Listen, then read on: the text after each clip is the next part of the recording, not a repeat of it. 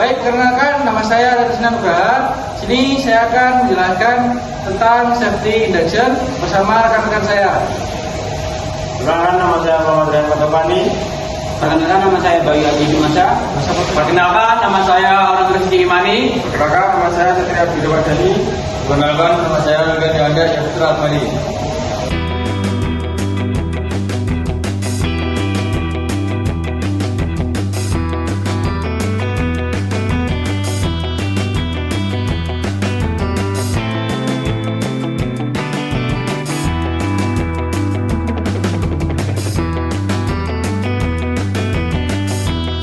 Assalamualaikum warahmatullahi wabarakatuh.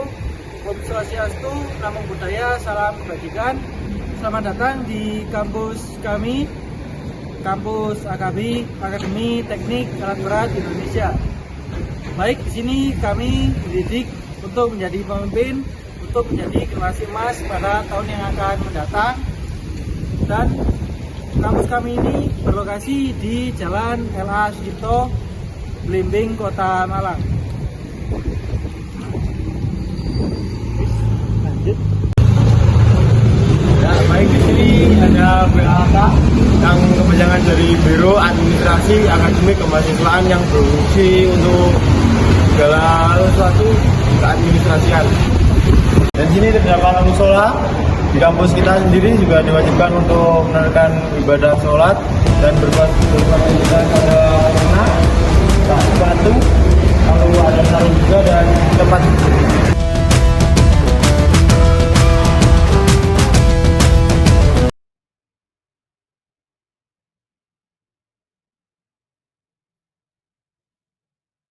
Baik, saya sudah di lingkungan dalam kelas di kampus kami. Sini berfasilitas yakni kursi dan meja untuk belajar. Lalu ada papan tulis untuk menuliskan materi yang akan kita pelajari. Lalu ada proyektor untuk memancarkan materi-materi dari laptop dosen. Sangat berguna sekali untuk menunjang kegiatan belajar mengajar kita. Lalu ada AC dan jam dinding agar kelas ini lebih nyaman, lebih dingin hawanya. Lalu ada juga CCTV untuk mengawasi kita untuk belajar dengan kondusif. Di sini ada toilet. Ini ada toilet pria, dan di sini ada toilet wanita untuk mahasiswa. Di toilet pria ada fasilitas yaitu wastafel dan juga rata. Di sini juga ada dua kamar mandi. You're crazy. Every night I lay awake, I ask myself the same damn question. I really wanna dig into the issue. My life's one big ass grave.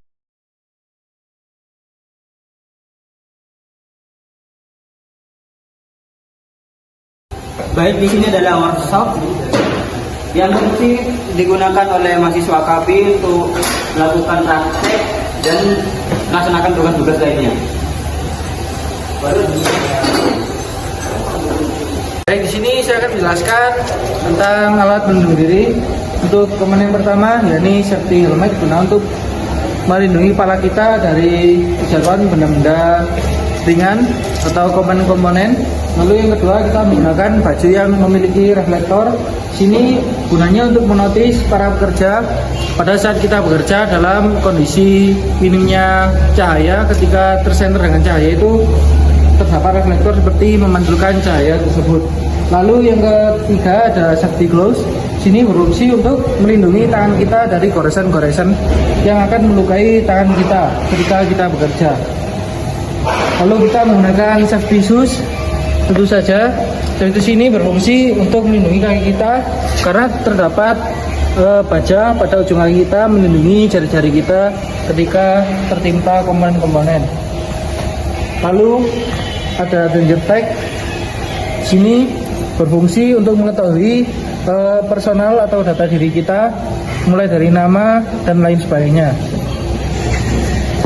Di AKB ini juga terdapat banyak unit yang berfungsi atau yang biasa digunakan untuk praktikum mahasiswa pada AKABI, yaitu ada konvektor, ada hexa, biloder, dan lain sebagainya.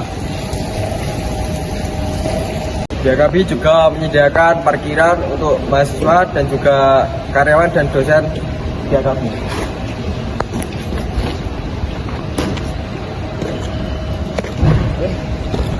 Baik, selanjutnya di sini ada perpustakaan. Perpustakaan ini diperuntukkan untuk mahasiswa yang ingin mencari wawasan atau ingin menambah ketika ingin melihat shop manual dan sebagainya.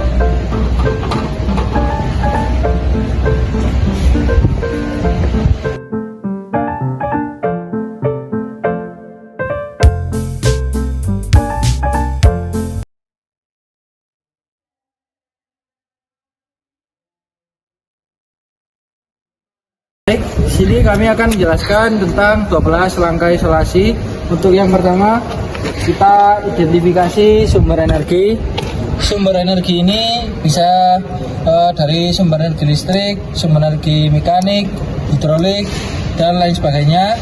Lalu di sini ada loto yang berbentuk seperti box. Di sini fungsinya untuk menghentikan arus listrik dengan menggunakan switch yang tertera, yakni pada switch on dan switch off. Baik, untuk langkah yang kedua, kita memberitahu kepada pihak yang terkait, yakni bermaksud memberitahukan kepada operator untuk turun ketika kita akan memaintenance unit tersebut. Pak, turun Pak.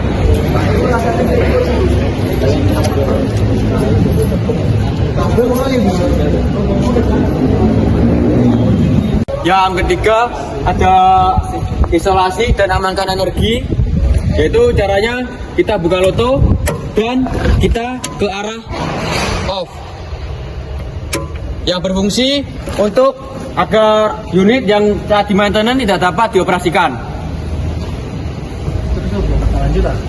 Baik, yang keempat ada tes isolasi yang berfungsi untuk memastikan apakah unit sudah tidak bisa untuk di-on-kan atau diaktifkan. Seperti ini.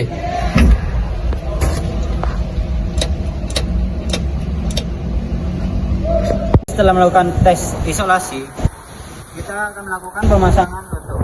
Caranya seperti ini.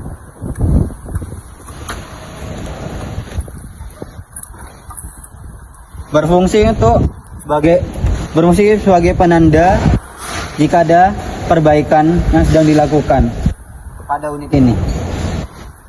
Baik, setelah melakukan pemasangan loto, dan kita akan melanjutkan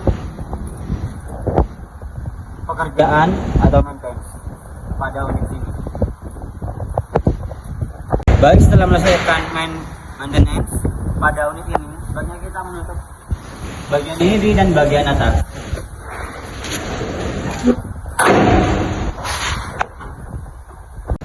Yang selanjutnya yaitu amankan area unit dan periksa area kerja atau housekeeping. Yang amankan area unit yaitu kita harus mengecek apakah masih ada mekanik yang sudah selesai memaintenance unit.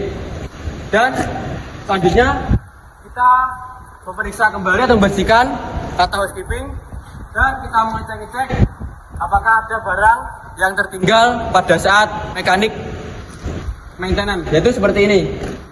Jika ada barang tertinggal seperti ini, maka kita kembalikan ke tempat asalnya atau ke tempat penyimpanannya. Kita melaksanakan maintenance dan telah memeriksa semua pekerjaan mekanik. Sekarang kita boleh membuka lotonya.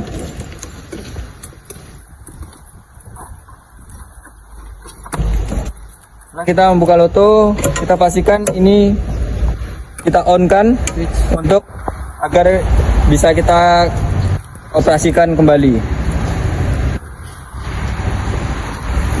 Baik, setelah kita switchkan on dan agar kita memastikan pekerjaan itu benar-benar sudah selesai, kita cek kembali unit dengan cara kita hidupkan.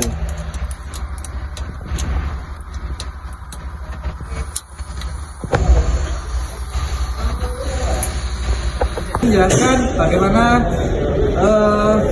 cara menggunakan APAR serta bagian-bagian dan apa itu APAR. Yang pertama, APAR adalah alat pemadam api ringan yang digunakan untuk memadamkan api yang ringan seperti kebakaran yang terjadi pada sebuah alat perumah tanggaan atau kebakaran seperti kertas, terbakarnya kayu dan lain sebagainya. Dan di sini saya akan menjelaskan tentang bagian-bagian apa saja yang terdapat pada APAR tersebut. Yang pertama, ini ada handle, fungsinya untuk ketika kita membawa APAR dengan mudah seperti ini ketika membawa. Lalu di sini terdapat lever. Lever ini dikunci dengan safety pin, gunanya agar tidak tertekan pada saat kita membawa APAR tersebut. Lalu di sini ada safety, di sini ada pressure gauge, gunanya untuk mengukur tekanan yang ada pada tabung. Lalu di sini ada hose atau hose, yaitu selang yang terhubung ke nozzle. Lalu yang terakhir di sini ada instruksi label yang digunakan untuk menginstruksikan cara menggunakan APAR dan lain sebagainya. Api tidak akan terbakar dengan sendirinya kecuali ada 3 komponen. Yang pertama, yakni oksigen. Api tidak akan terbakar jika oksigen kurang dari 16%. Lalu yang kedua adalah bahan, bagaimana misalnya api terbakar ketika ada sesuatu yang dibakar olehnya, jadi seperti kertas, kayu, dan lain sebagainya. Dan yang ketiga adalah pemantik. Pemantik ini biasanya secara umum yakni api, bisa juga alat pemanas seperti setrika, lalu dan yang lain-lain. Baik, di sini saya akan menjelaskan tentang jenis-jenis APAR dan tingkat kebakaran untuk mengcounter daripada kebakaran tersebut. Yang pertama ada jenis APAR air atau water extinguisher, dan yang kedua ada APAR busa atau foam yang seperti kita gunakan sekarang, dan yang ketiga ada APAR serbuk kimia, dan yang keempat ada APAR karbon dioksida, dan yang kelima ada APAR halon, dan yang keenam ada APAR lead jenis yang digunakan untuk cairan kimia basah. Dan tingkat kebakaran itu terbagi menjadi 4, yaitu yang pertama ada kebakaran kecil, kebakaran sedang, kebakaran besar, dan kebakaran yang tidak terkendali. Dan itu tertera daripada kode-kode tersebut. Misalnya ini APAR foam kode A, B ini diperuntukkan untuk kebakaran yang ringan atau kelas A, serta ada kelas B itu adalah diperuntukkan untuk cairan mudah terbakar, dan kelas C gas mudah terbakar, kelas D logam tertentu, dan kelas K kebakaran minyak, goreng atau lemak di dapur. Baik, di sini saya akan menjelaskan cara menggunakan APAR. Pertama-tama kita membuka lock pinnya dulu. Habis itu kita pegang handle-nya. Lalu kita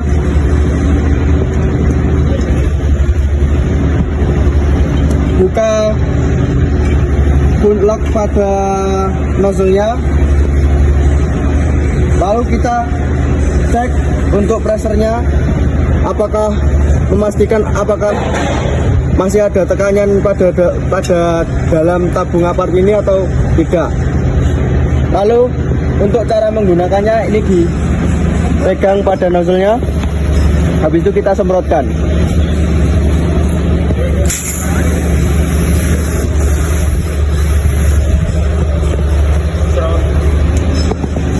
Untuk menyemprotkan APAR tersebut, kita harus mengetahui bahwa arah angin atau arah api yang akan disemprot. Lalu setelah menggunakan, kita kembalikan ke locknya dulu. Habis itu kita masukkan lock pinnya.